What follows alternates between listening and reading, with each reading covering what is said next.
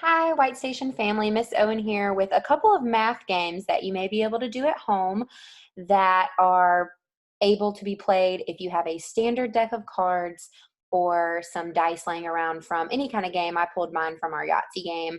My deck of cards that I'm using today is actually not a standard deck. I pulled it from our game sequence, which there's actually duplicates of cards in here as well, but if you use a standard deck, that will kind of help with, not having repetitive numbers in math. So we're going to talk about a few ways you can play these games at different levels. So these are the point values that I assign when I play with my students in the classroom. So your ace is 1 point, your jack is 11, queen is 12, and the king is 0. And the reason that I label these in the way that I do is because when you're doing multiplication facts with older students, obviously they're getting into 11 and 12 is a common multiplication fact. Ones, you're always going to see any number multiplied by itself is 1, or you can do one more with younger students. And a king, I always say, is 0 because we always have a lot of zeros in math as well. So we're going to jump in and explain a few games that you can do at home. So I'll leave that up there and do my best to show you various ways to do this. So one of the first games that I like to play is number identification, and that is with the younger students. So I've actually removed all of my face cards like this from my deck to demonstrate this game. So if I'm working with younger students who are just learning how to use their numbers and identify, use one-to-one correspondence, this is a good way to do it. So one of the ways you can do it is to simply just show the card and your child say 5. They can always count 1, 2, 3, 4, 5 as well.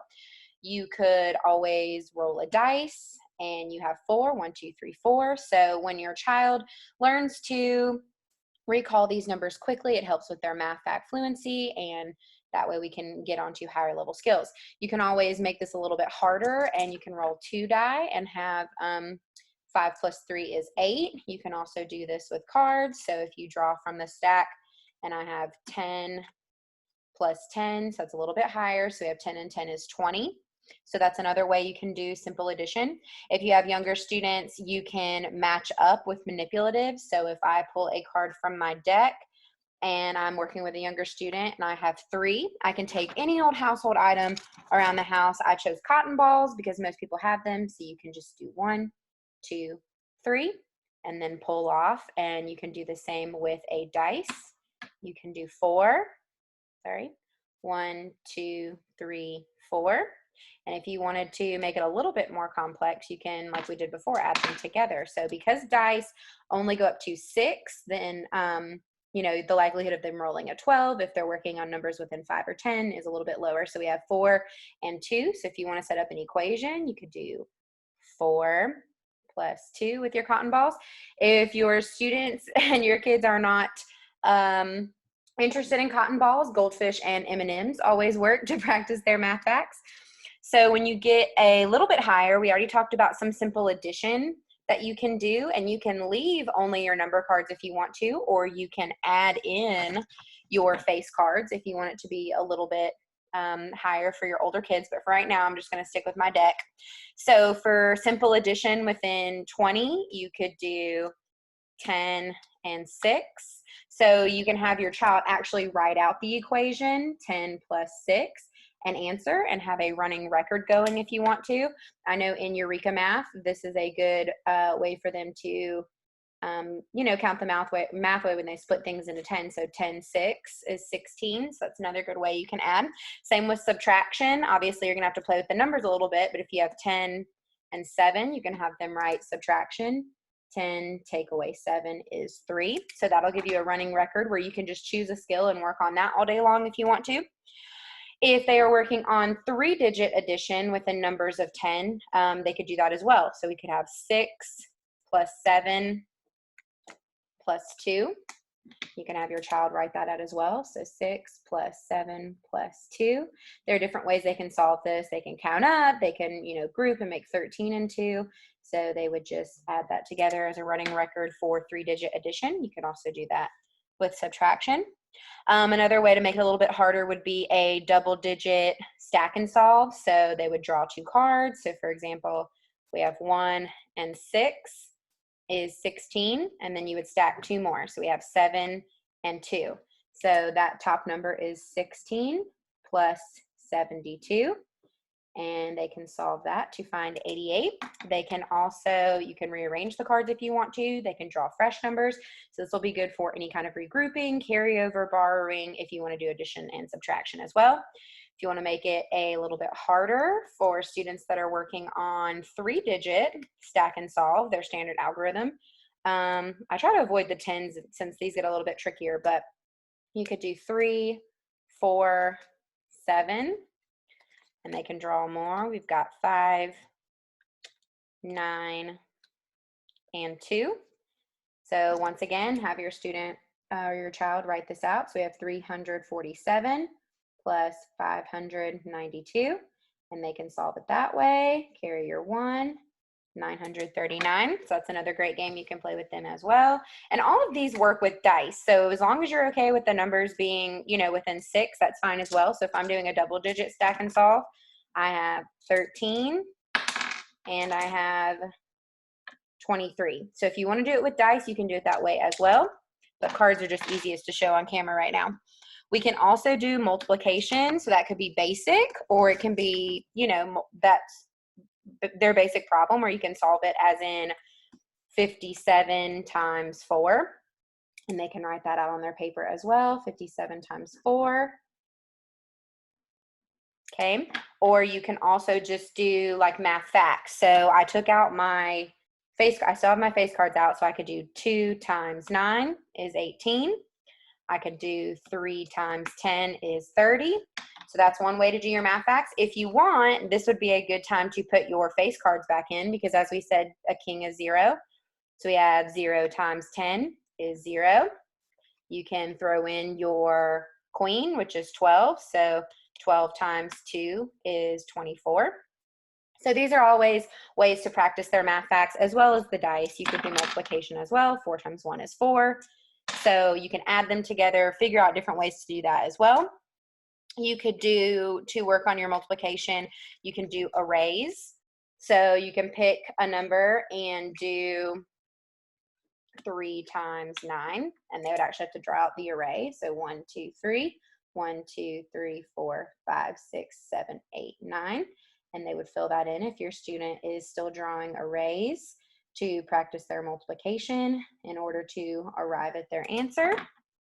You can do that.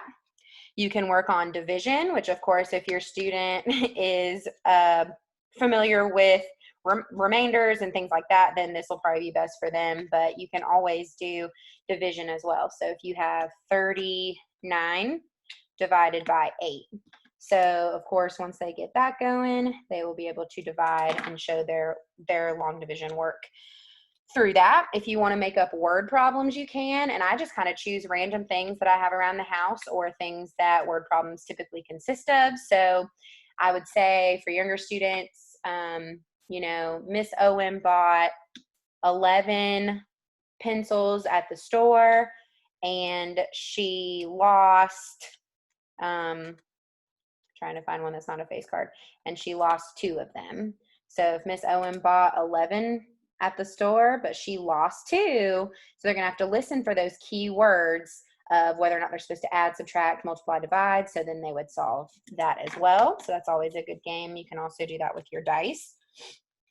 You can also compare numbers, and this can be as simple as single digit numbers, double digit numbers, all the way up to however many cards you want to lay out in front of your child. So comparing numbers might be 3 and 6.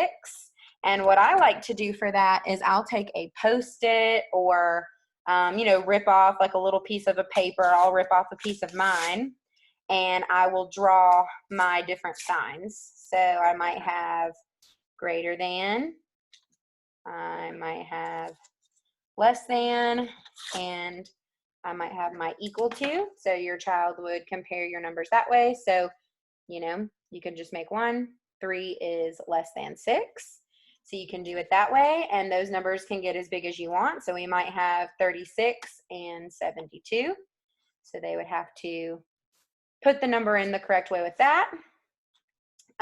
You can also do place value, And this is good just to practice the identification of the place, but it could also help with decimals and fractions and whatever your child's working on in their grade. So for an example, your place value, I might have the number 7,263, and I might ask you, what place is the 2 in? So you can just work on that with your student. If you want to mix them up, you can do that as well. Or you can say, find the number in the thousands place.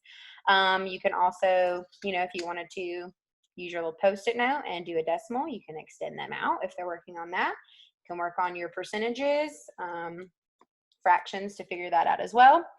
So there are different ways that you can play. You can just do it for practice. You can do it for fluency, just to practice your math facts. But if you're into games like Miss Owen is, you can also keep score. So if you're doing sums, if you total it up, you can take score whoever has the highest score of their cards. So if you're battling out, and I've got 19 and my family member has 11, so 10 and 1 is 11. So if I have the most points and I add it up correctly and I say I have 19, you have 11, Miss Owen would give herself a point, and you can play that way. If they answer correctly, you can give them a point, and no points if you answer incorrectly.